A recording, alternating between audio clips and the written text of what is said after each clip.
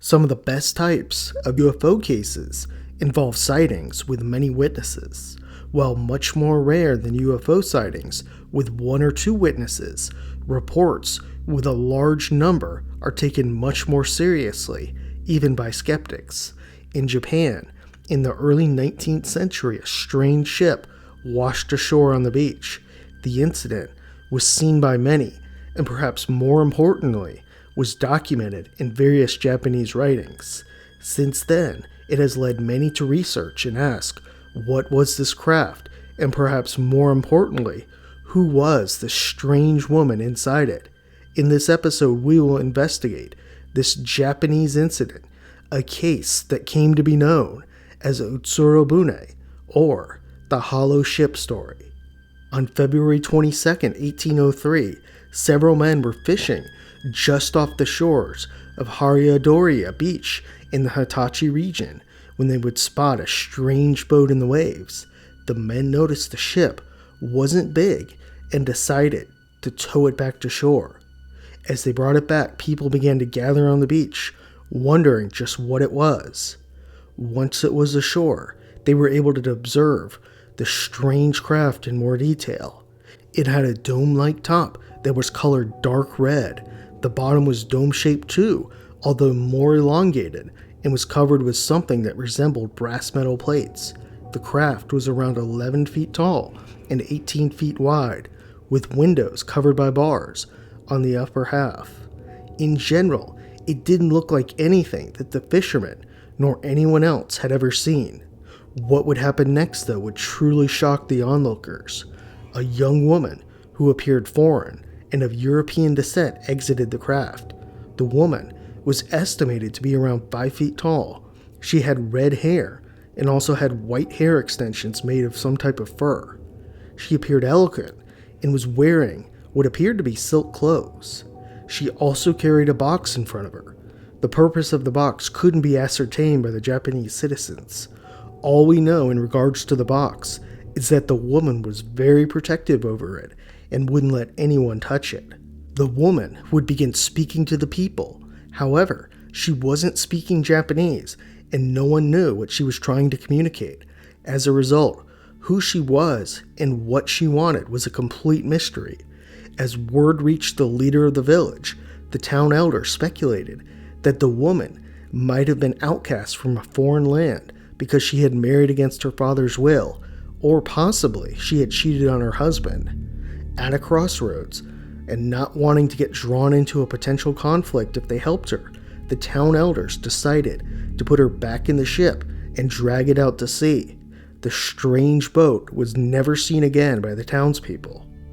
Interestingly, this isn't the first time a case like this had happened in Japan during this time.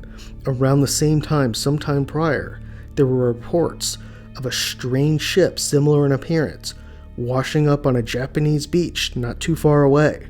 In addition, a woman, similar to the one described, was on board the ship. Over the years, the story, and ones like it, have been examined by many due to the abundance of documents on the scene that day. In addition, there are other stories of hollow ships washing up around Japan during that time. Many of the details are very similar among the events. There's a number of documents that mention this story. In fact, several Japanese newspapers from the early 19th century tell very similar stories. These include Tales from the Rabbit Garden, published in 1825, Stories from Drifters, around 1835, and Dust of the Plume, from 1844. It's important to point out, too, that these are just several of the more well-known sources, as others exist too.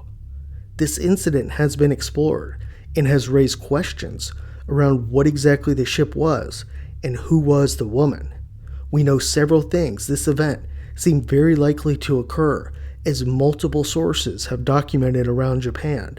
In addition, we pretty much know this woman wasn't from Japan based on her description, and also the ship didn't appear to be Japanese.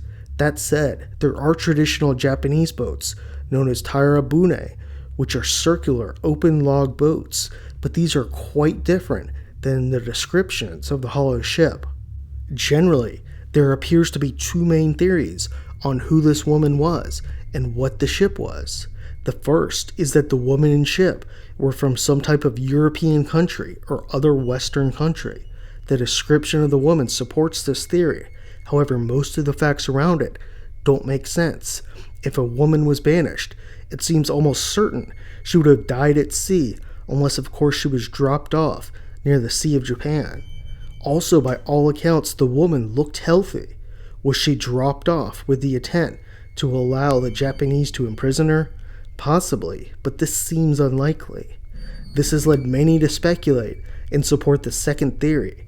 This is that the woman was an extraterrestrial and the craft somehow malfunctioned. It was reported there was strange writing inside it, and even though Japanese citizens wouldn't recognize English letters, it's a bit odd that there would be writing inside the craft.